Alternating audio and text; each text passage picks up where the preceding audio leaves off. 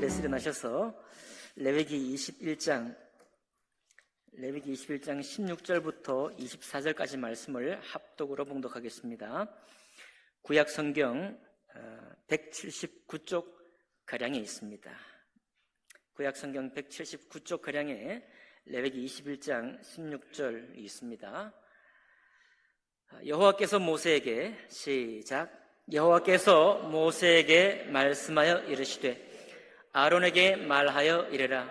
누구든지 너의 자손 중 대대로 육체에 흠이 있는 자는 그 하나님의 음식을 드리려고 가까이 오지 못할 것이니라.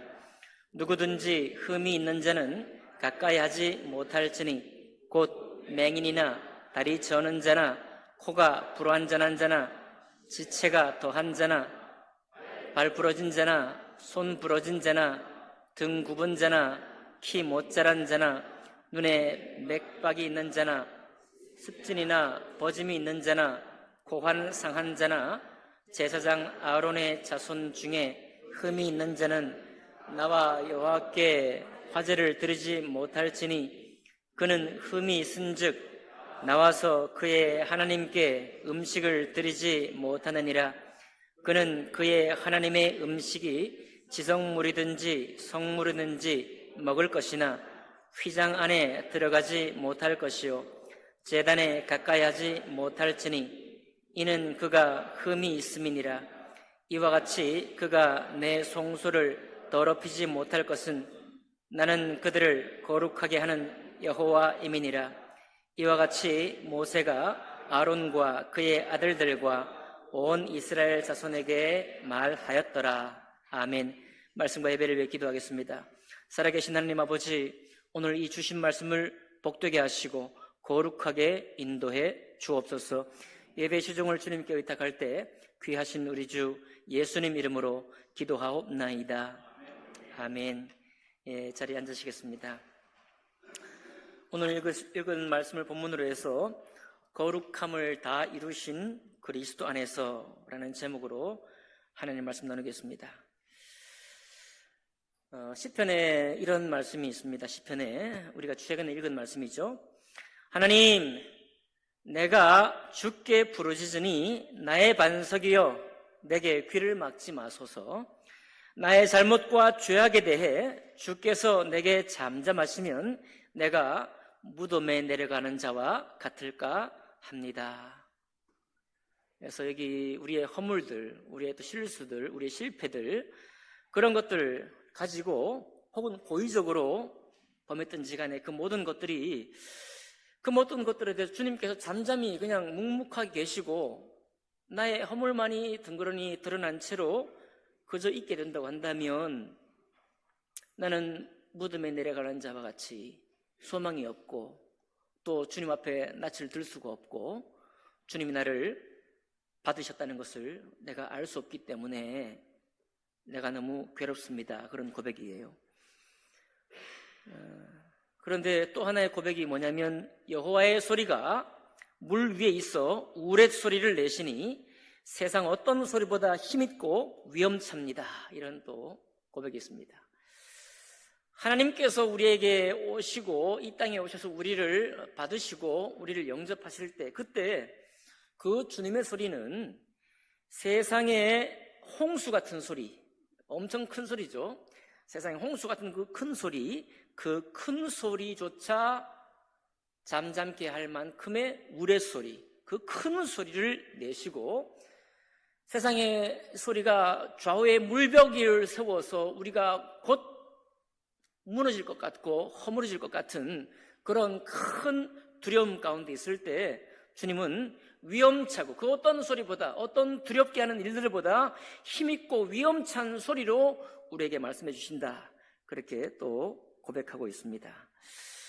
오늘 레위기 21장은 레위기 17장, 18장, 19장, 20장, 21장까지 오면서 거기에 하나님 앞에 나아갈 수 없는 사람들의 목록들을 쭉 적어놓았습니다.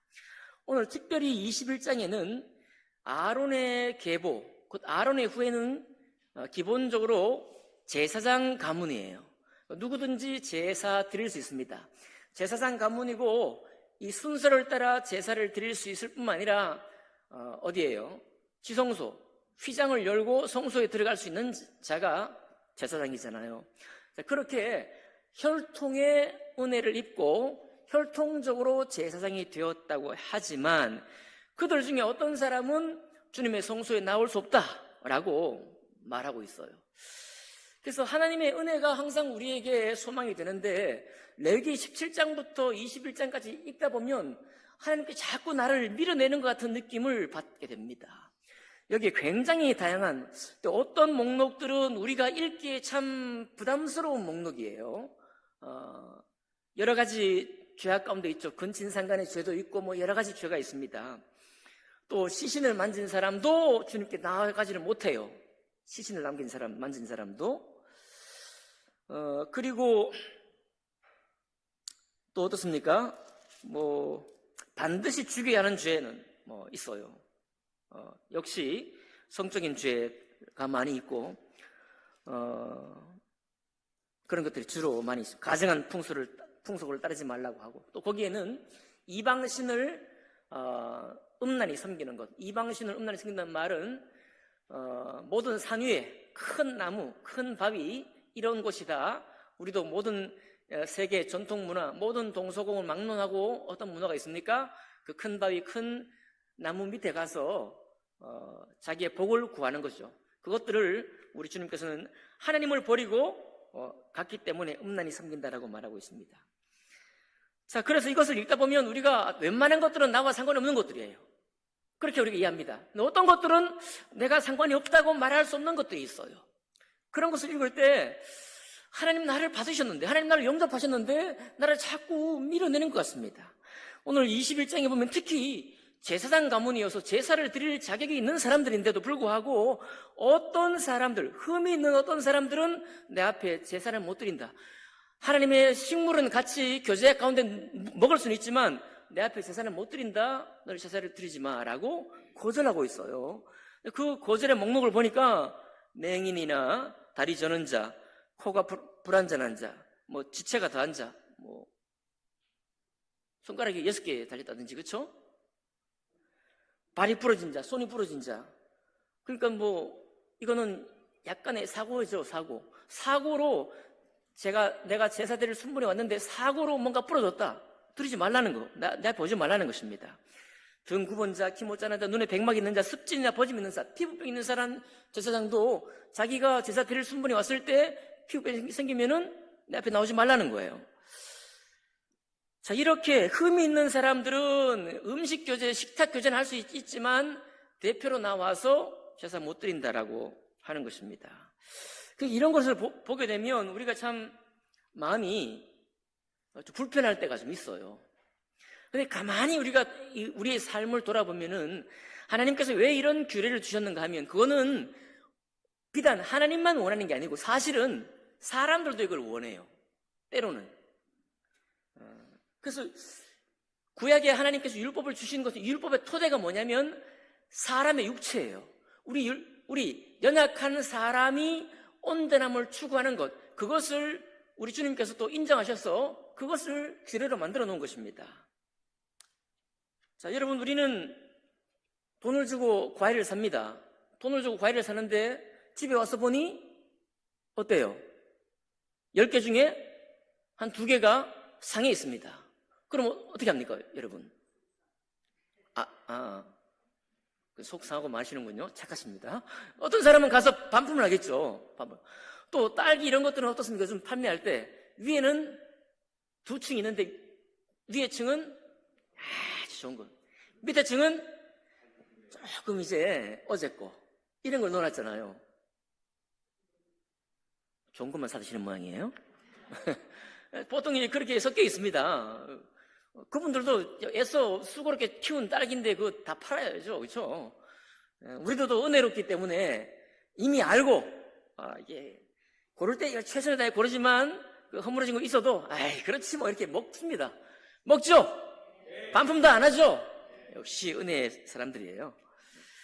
자, 그렇습니다. 그런가 하면은 심지어 또 그거에 뭐 여러분 잘 못 먹는 한우, 툭 뭐습니까? 트리플 A, A 뿔.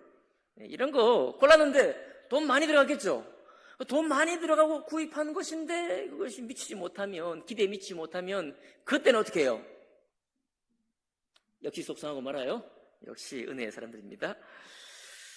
야, 그렇습니다. 우리는 또 이제 각종 취업의 문턱에서도 외모 보죠. 옷차림도 보고, 그의 얼굴 표정이 어떻게 대답하는지 다 봅니다. 그의 실력, 그냥 공부했던 내용만 보는 게 아니고, 그 태도. 최근에 여러분 유튜브 보시면 태도가 제일 중요하다, 태도가. 면접을 오랫동안 했던 사람들은 실력이 거기서 거기다 이거예요. 조금 차이가 있을지라도 태도가 더 중요하다. 태도를 봅니다. 태도라는 게 뭐예요? 전부 다 외적으로 그 공간에서 나타나는 모든 것들을 다 본다는 거예요. 그러니까 어떤 사람을 선발해야 된다. 그 선발하고자 하는 기준에는 너무 높은 기준들을 다 세우고 있는 거예요. 그리고 많은 사람이 몰리면 몰릴수록, 경쟁률이 높으면 높을수록 그 기준은 더 올라갑니다. 그래 안 그래요? 그렇습니다. 여러분, 우리가 이제 이것을 사람을 내가 뽑혀야 하는 사람의 입장에서 볼 때는 좀 너무 심하지 않냐 생각하지만은, 여러분이 인재를 선발하는 입장에서 보세요. 그냥 막 뽑겠어요? 그렇지 않죠? 아니, 은혜로 뽑기도 하지만은, 그러나 어떤 퍼센트에는 정말 최선을 다해서 뽑잖아요. 그 최선을 다해 뽑는단 말이 모든 것들을 본다는 거예요. 얼마나 온전에 가까우냐, 이걸 확인한다는 것입니다. 우리도 그렇게 해요.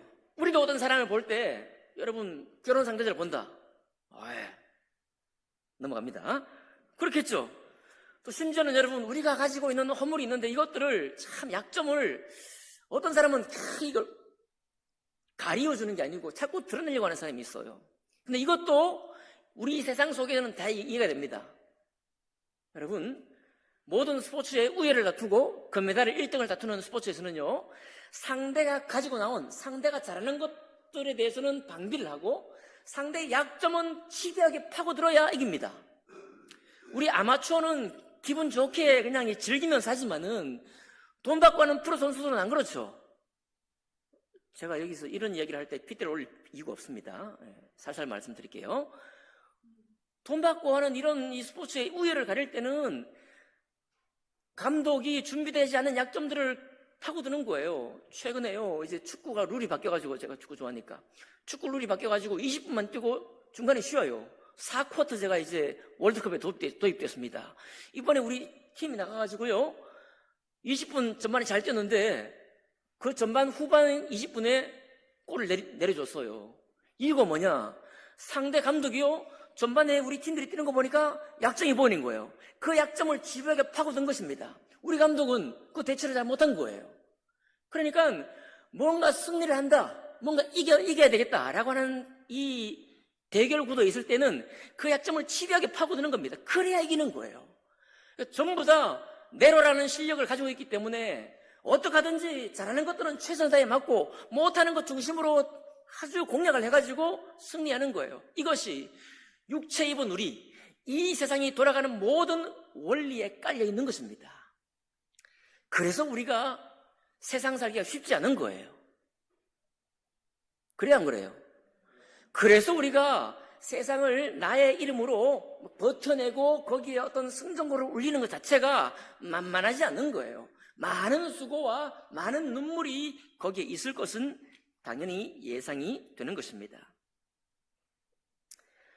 그런데 오늘 이 주님 말 읽어보니까 주님마저, 하나님마저 내 곁에 가까워지지 말라고 하는 거예요. 나를 밀어내는 것입니다. 이 불편한 거예요. 이 불편한 것입니다. 우리가. 여러분, 그러니까 레위기 17장부터 쭉 21장까지 읽을 때는 여러분, 내가 불편하지만은 불편함을 무릅쓰고 읽어가셔야 돼요. 그 때로는 거기에는 나는 아무 상관이 없기 때문에 약간 나에게 꺼림이 되고, 하나님 굳이 이런 것까지 얘기하셨냐? 사람들도 다 이해할 수 있는 것인데 라고 할 만한 것도 많이 있습니다. 많은 우리 주님께서는 이런 것조차 낱낱이 다 적어 놓으셨어요. 왜 그렇게 적어 놓으셨을까? 왜 이렇게 불편한 뉴스까지 다 적어 놓으셨을까? 왜 이런 걸 다 들추어서 이렇게 흐물과 허물 다 기록해 두셨을까? 우리는 이해를 해야 합니다. 우리는 거기에서 우리 주님을 알아야 하는 거예요. 여러분, 오늘 여기 주님 말씀에 누구든지 흠 있는 자를 말해요. 이 흠의 히브리 말로 뭄입니다. 똑같이 한 글자예요. 이 뭄의 원래 뜻이 뭐냐면 얼룩입니다. 얼룩도 뭄이고 흠이고, 오점도 흠이고, 흠도 흠이고, 결점도 흠이고, 결함도 흠이고, 실수로 난 오점이든 그것도 오점이고, 실패로 난 그런 실패도 그런 결점이고, 이런 것입니다. 이 모든 것, 다양한 모든 것들이 다 흠이라는 말로 정리할 수 있는 거예요. 뭄이란 말로 정리가 되는 것입니다. 그럼 이것을 주님께서 우리에게 왜 허락하셨느냐? 이거는 우리를 주님 앞에 가까이 못 오게 하는 것이 목적이 아니고, 첫 번째 목적은 하나님의 거룩함의 온전함이 어떤 것인지 우리에게 보여주기 원하는 거예요. 하나님의 거룩함은 이와 같은 것이다. 그러니 이 하나님의 거룩함에 나올 때는 주의해야 한다라고 우리에게 말씀하고 있는데, 하다못해 여러분, 산에 가서 큰 나무와 큰 바위 밑에 제사를 드리면서 자기 복을 구하는 이방신 제사장들도 그 제사를 드릴 때, 예물 준비할 때 아무나 준비하지 않습니다. 당연하죠? 네. 흠이 있는 것, 성경에만 흠이 있는 것 드리지 말라고 그럴까요? 아닙니다. 이런 성경에 법이 없는 수많은 이방신 제사들도 다 온전한 것들을 드리려고 애를 쓰죠. 여러분, 옛날에, 지금은 다 이제 지나간 얘기가 되고 있지만, 제사상에 올릴 때, 제사상에 올리는 음식 그냥 막 아무거나 올려놓습니까? 그렇지 않죠? 제사에 올리려고 하면 그냥 과일도 비싸. 커야 되고 막 그러잖아요. 내가 살 때 아무런 것이 없어야 됩니다. 온전한 것 드려요. 그런 것입니다. 또 우리 임금님에게 진상할 때, 진상하는 진상품이 올바르지 않은 것 진상할 수 있습니까? 여러분, 또 비단 우리 현대에서 로컬푸드 내놓는 내가 잘 키운 채소에 등급이 매겨질 텐데, 그 등급에 따라 이 수입도 달라질 텐데, 그거 키울 때 막 먹나요? 아니죠. 왜? 차곡차곡 해가지고 상품성 있게 내놓습니다. 그래야 팔리고, 그래야 소비자에게 만족이 되니까요. 그러니까 참 묘한 것입니다. 이 온전함이라는 것은 우리 모두가 다 그것 때문에 괴로움을 입으면서 동시에 너무 이율배반적으로 우리 또한 온전함을 추구하고 원해요. 여기에 우리의 어려움이 있습니다. 그래서 우리는 우리 주님의 그 거룩한 이 완벽한 온전함에 대해서 우리가 생각할 때, 하나님은 우리가 완전히 다른 분이긴 하면서도 동시에 나 역시, 사람들 사회 역시, 우리 역시 온전한 것을 바라는구나 라고 이해를 하다 보면은 이 말씀들이 이해가 될 수 있는 것입니다. 그렇죠? 이해되시나요? 예. 그런데 이것만 있으면, 이것이 우리 주님의 말씀이 끝이면, 여러분과 저는 오늘 제가 먼저 읽어드렸던 것처럼, 주님, 내가 주님께 부르시오니 나의 반석여 내게 귀를 막지 마소서. 나의 잘못과 죄악에 대해 주께서 내게 잠잠하시면 내가 무덤에 내려가는 자와 같을까 합니다 라고 고백할 수밖에 없는 거예요. 왜 그러냐? 여러분, 여기 있는 외적인 흠이 여기 나와 있지만은 우리는 수많은 내적인 흠도 가지고 있습니다. 맞죠? 우리는 하나님 말씀을 지키지 못하고 거슬러서 용서하라고 그랬지만 돌을 막 던져버리는 그런 기억들을 많이 가지고 있는 것입니다. 우리가 험담하지 말라고 그러지만 험담하고 있는 우리를 자신을 발견하는 거예요. 그러니까 하나님 말씀을 그 온전한 거룩함으로 우리를 비추면 우리는 전부 다 죽습니다. 우리는 전부 다 주님 앞에 나아갈 수도 없고 설 수도 없는 거예요. 여기 오늘 이 규례가 제사장을 향한 규례지만 이 제사장이 겉만 멀쩡하고 속은 하나님의 말씀을 온전히 지키지 못했다고 한다면 나아갈 수 있어요, 없어요? 우리 주님이 외양만 보시는 분이십니까? 우리 주님은 외면도 보시고 속도 보시잖아요.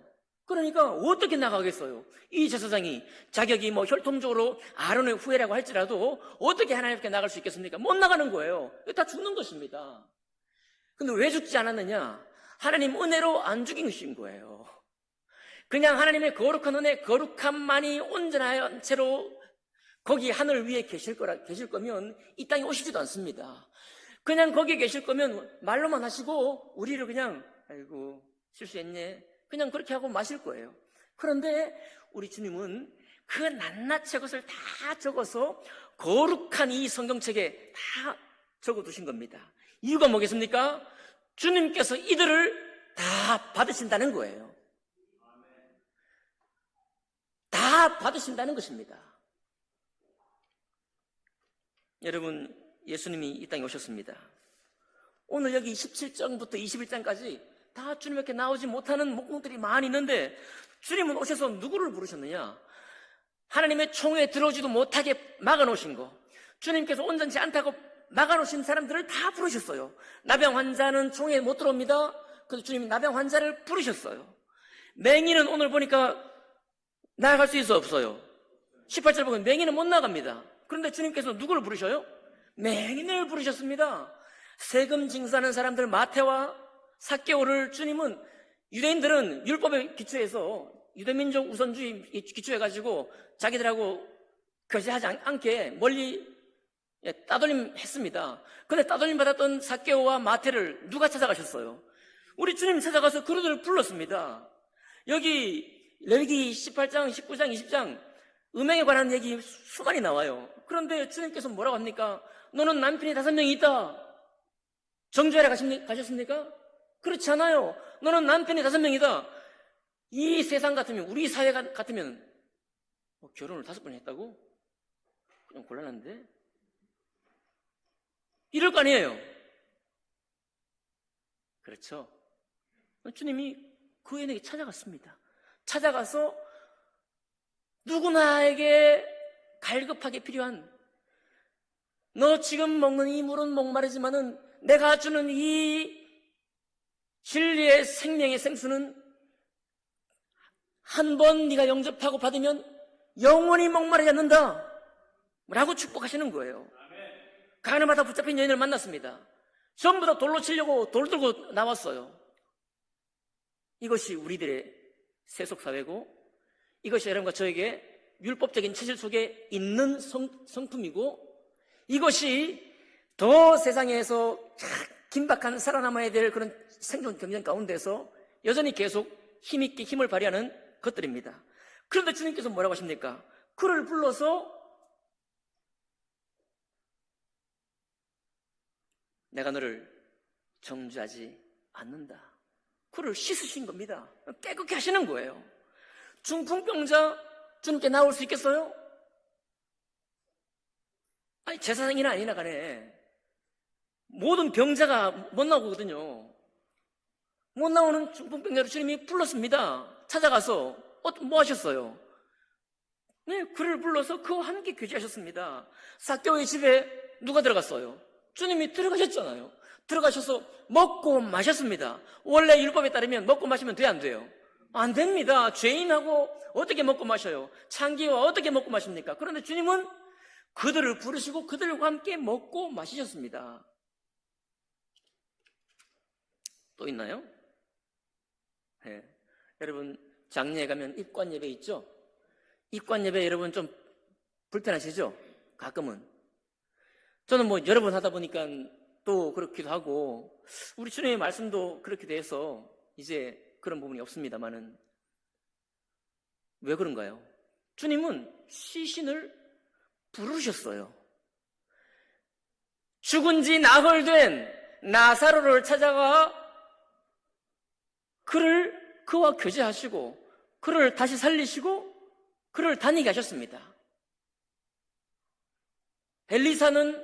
예수님은 죽은 자 위에 엎드려서 포개어서 그를 향해 살려내셨습니다. 그거 하면 돼, 안 돼요? 율법에 따르면 시신을 만진 사람이나 시신을 만지고 옷을 조금이라도 접촉된 사람은 주님께 나가면 안 됩니다. 못 나가요. 하나님의 거룩함이 그런 거룩함입니다. 그런데 예수님 오셔서 엘리사도 죽은 사람 위에 얹어서 그를 살려냈습니다. 율법에 따르면 엘리사는 부정해진 거예요. 예수님도 부정해진 것입니다. 그럼에도 불구하고 주님은 부정해지신 것이 아니라 부정한 사람들조차 오히려 주님의 사람으로 받으신 거예요. 세상은 정죄 빠르고 공격하고 약점을 쫓아 막 공격을 하지만은 주님의 은혜는 저들 위해 영광의 빛을 보내어주는 것입니다. 우리 주님께서 뭐라고 하신지 아십니까?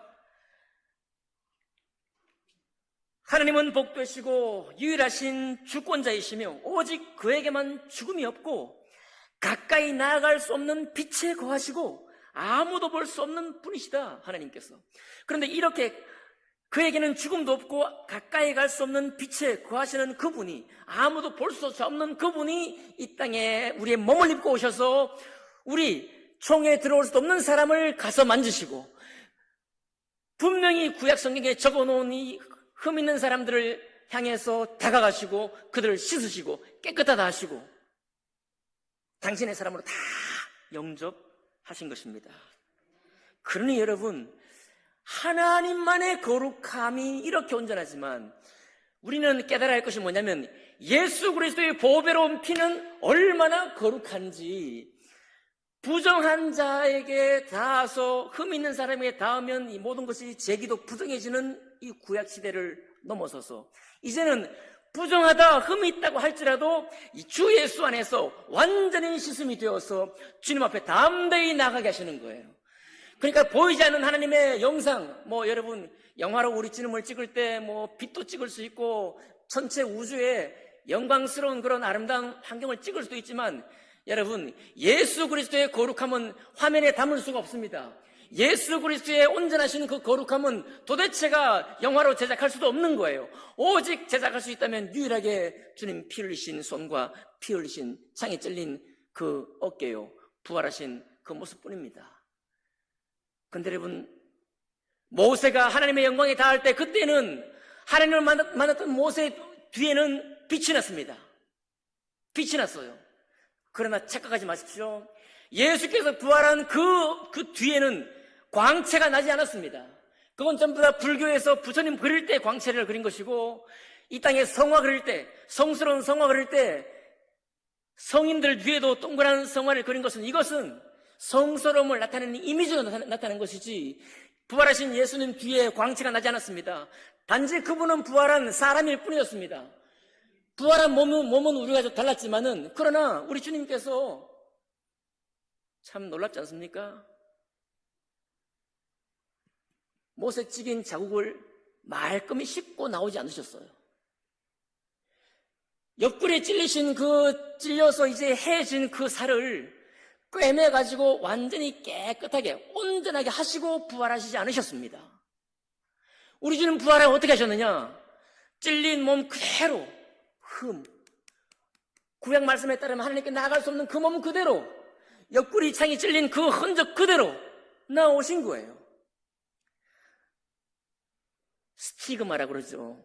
성흔이다, 거룩한 흔적이다라고 말합니다. 그래서 중세 많은 수도사들이 참 예수 은혜를 잘 못 믿어가지고 그들도 스티그마, 주님의 흔적이다 이런 것을 막 신화로 만들었어요. 여러분 요즘도 보면 여러분 예수의 성의가, 예수님이 모습이 찍혀있는 성의, 거룩한 수의 같은 거 신문에 나오죠.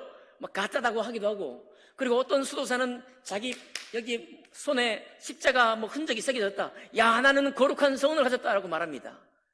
이거 구원을 확신하지 못해가지고 방언받아야 되겠다고 하는 사람과 똑같은 사람이에요.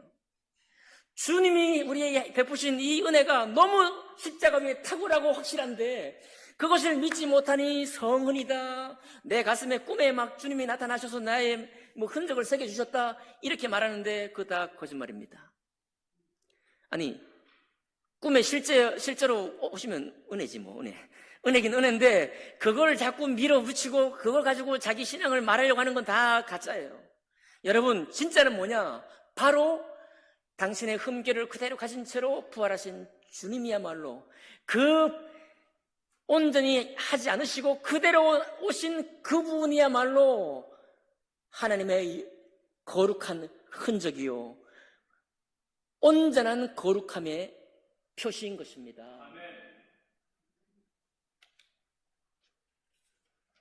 그러니까 여러분,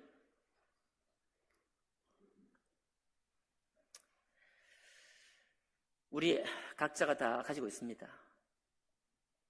우리는 뭐 최선을 다해서 안 좋은 것은 좀 감추고 좀 잘난 것은 드러내고 그렇게 하고 있지만 우리는 사실 세상에는 참 눈이 예리한 사람 많거든요. 천적 같은 사람도 있어가지고 어디 한번 이 참 은혜로운 곳에서는 참 그렇지 않지만 막 자꾸 들춰내려고 그러고 막 나를 공격해가지고 어떻게 하든지 넘어뜨리려고 하는 사람이 세상에 있습니다.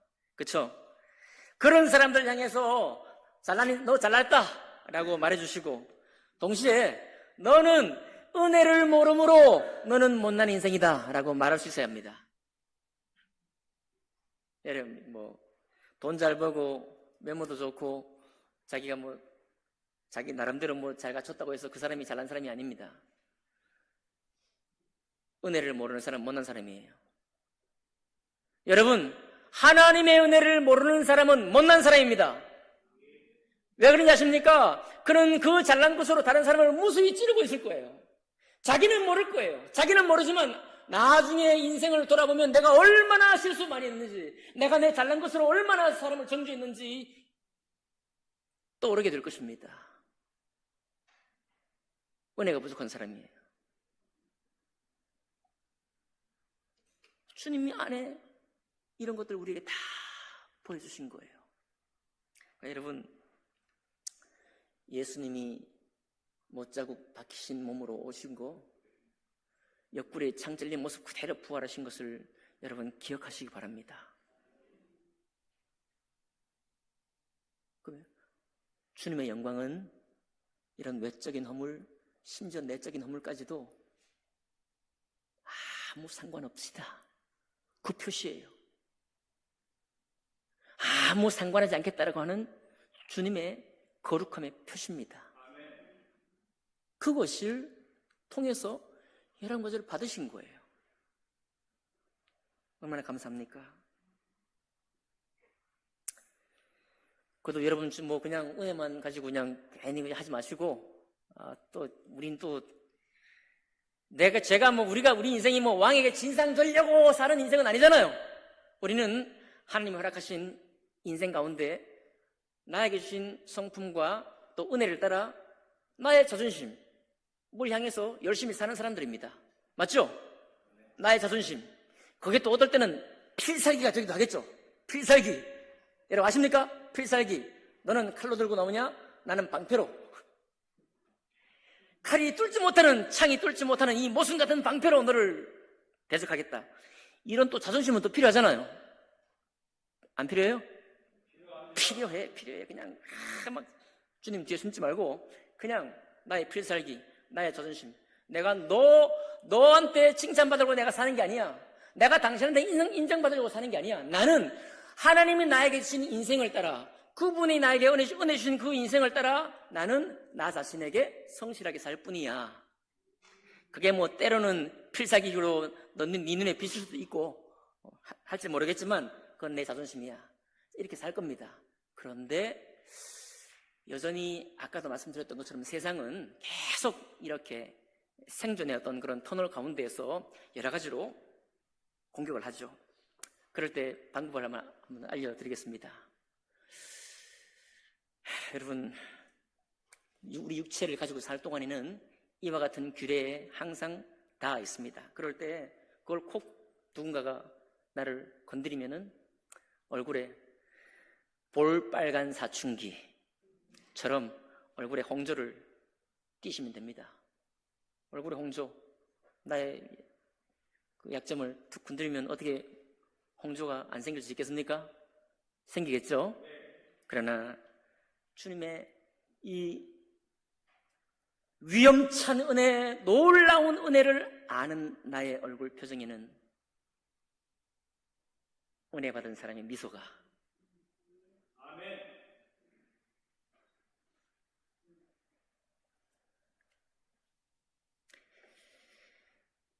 있기를 바랍니다. 그게 우리가 세상에 승리하는 방법이에요. 세상을 무시하는 것도 아니고 나 역시 그 세상의 일원이기 때문에 나도 너와 똑같다. 너도 나를 정죄하냐? 나도 너를 그렇게 한다. 수많이 우리가 서로 주고받거니 합니다. 그래서 우리가 홍조를 띨 수밖에 없죠. 주 예수의 스티그마, 주 예수의 은혜를 그 안에서 점점 더 강건해지는 사람은 그것 때문에 슬피 울고 죽음에 내려갈 것 같습니다라고 울고만 있지 아니하고, 야, 이 놀라우신 주님이 이렇게 오셨구나, 이렇게 사랑하셨구나, 이렇게 거룩함으로 나에게 있는 수많은 것들까지 다 깨끗이 씻고도 남을 만큼 주님이 영광스러운 사랑으로 나에게 오셨구나, 그런 감동 가지고 세상을 승리하며 사시는 여러분과 제가 되기를 주님의 이름으로 축복합니다. 기도하겠습니다.